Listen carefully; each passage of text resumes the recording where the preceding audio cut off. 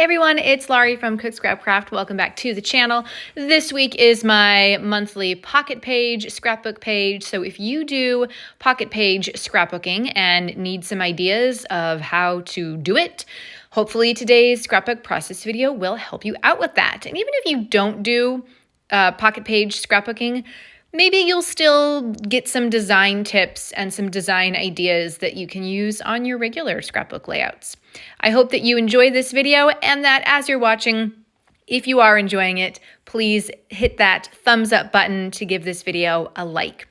If you're a subscriber, you will know that I do one of these videos every month. I have been doing monthly pocket page layouts for quite some time. I think since 2020 is when I started. And it's basically just a way to get a bunch of photos scrapbooked at the same time. Usually they're random photos and there's really no reason why a single photo needs to have its own layout. So I've just taken all of these single random photos and I have put them in pocket pages, and then I use whatever the Simple Stories year themed collection is, and I create pocket page layouts using all of that. So this is the Simple Stories year-themed collection that came out last year. I think it's called Good Times, maybe? And I'm sure they have one for this year, although I haven't looked for it and I haven't seen it. And I don't think I'm going to buy it right now because I'm still doing my 2023 monthly pocket pages. So I'm going to wait until I get those finished, and then we'll see what Simple Stories has. I know a couple other manufacturers also do something similar. I think Echo Park has a year-themed collection as well, but I think it's more supposed to be for like planners, or I guess maybe, I don't know, bullet journaling.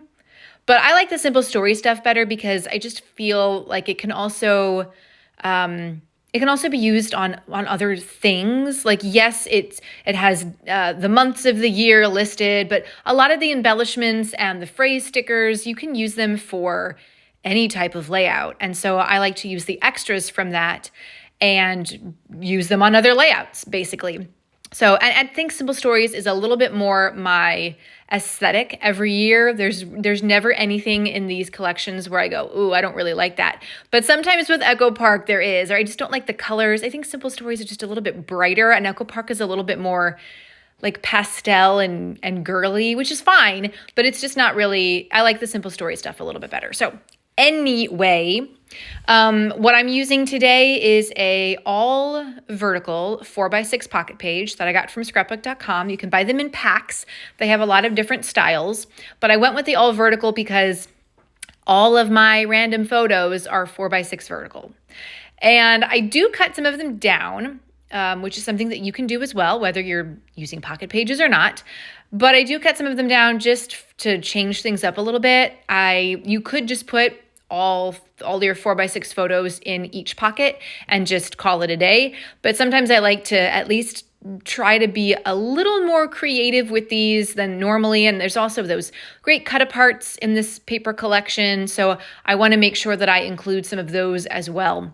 So something that I always include in these pocket pages is the cut apart that has the month on it, so that I know, okay, these photos are from April. And then I'll kind of add some embellishments to that piece just to make it look a little more interesting. Sometimes I'll add the embellishments directly onto the cut apart or directly onto the photo. Sometimes I put them on the outside of the page protector. You could go either way. It's just personal preference.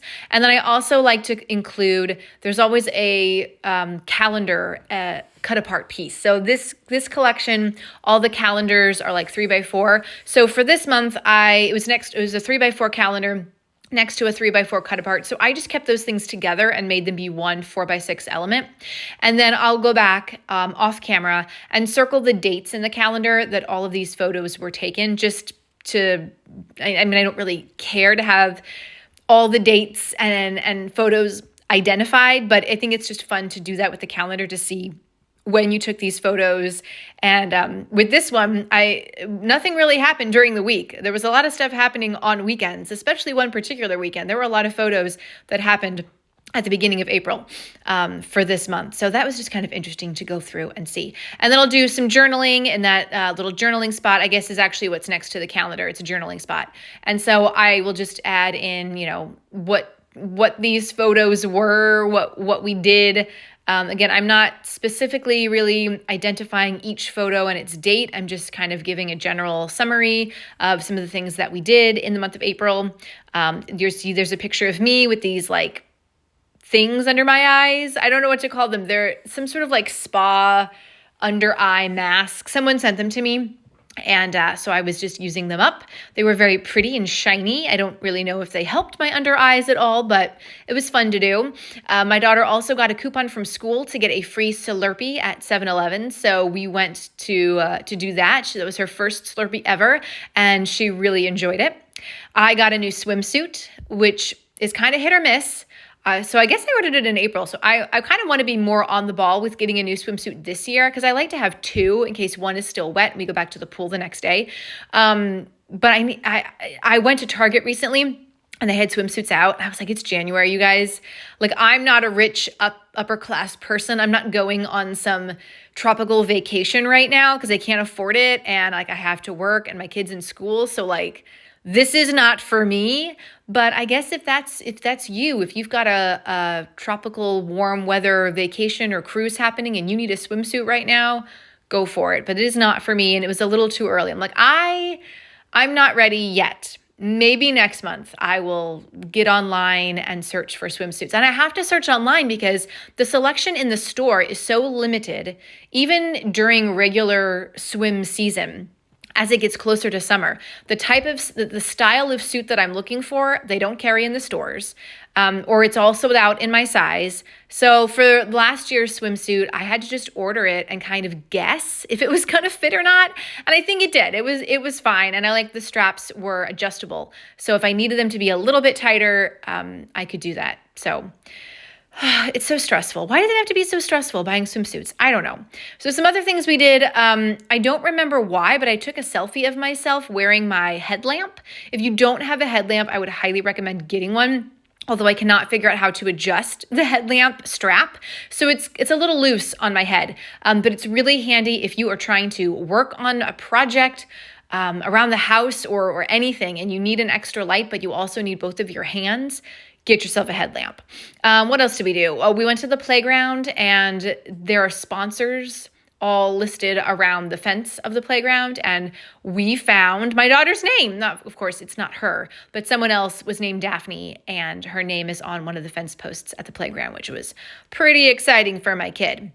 We also, I did a migraine virtual, workshop, and it was kind of about using artwork to tell your migraine story. And so I took a picture of a piece of artwork that they shared, and like, it to me was exactly what having a migraine is like. You were just like silently screaming. It's because nobody knows that you're in pain, but you are. It's not visible, but you are in pain, and you just want it to stop, and you can't do anything. All I want to do is close my eyes and go to sleep in a dark room, but like, I have to chug through to continue living my life, because life doesn't stop. So I took a picture of that because I thought that really spoke to me very much. And then what else did we do? We saw the Super Mario Brothers movie. Hard to believe that came out last year. I feel like we just watched it recently again on, I think, Netflix it's on, if you didn't catch it, but it just feels like that movie came out a lot more recent than April of 2023. Oh, look, there's my kid. She's also here scrapbooking, making her own page with some leftover photos that I have. Yeah. So I also took two other photos. They were two photos of my daughter with something over her face, a washcloth in the bathtub or her face mask over her entire face. And so I cut those two 4x6s down to 3x4. And then I just used some sticker border tape from the Simple Stories collection to kind of like stick them down. Or I think one of them I might have matted. I'm not looking at it right now because it's on the opposite side of this page. But one of them I might have matted as well, just kind of like creating each one as its own little 4x6 layout. And, adding the embellishments and everything like that. There's a really great selection of embellishments. I try to get like the whole the whole collection when I do these because I want to make sure that I have enough embellishments. I'm not going to run out. And then, oh yeah, I'm working on that one right now. So I don't think I'm mad at it, but I am adding a lot of embellishments next to it. That's the Slurpee one. So I used a different cut apart. It's got a different pattern than what's on the back. And I added a bunch of like drink cup embellishments to go along with that. And now because I have that, I'm going to move that into the center so that I have the two 4x6 cut aparts on the bottom with just a single photo in the middle, and then a more embellished photo in the middle on the top with two single 4x6 photos on either side. And I'm adding, for this layout, sometimes I don't do it, but for this layout, I do add either an embellishment cluster or some type of embellishment on every single photo.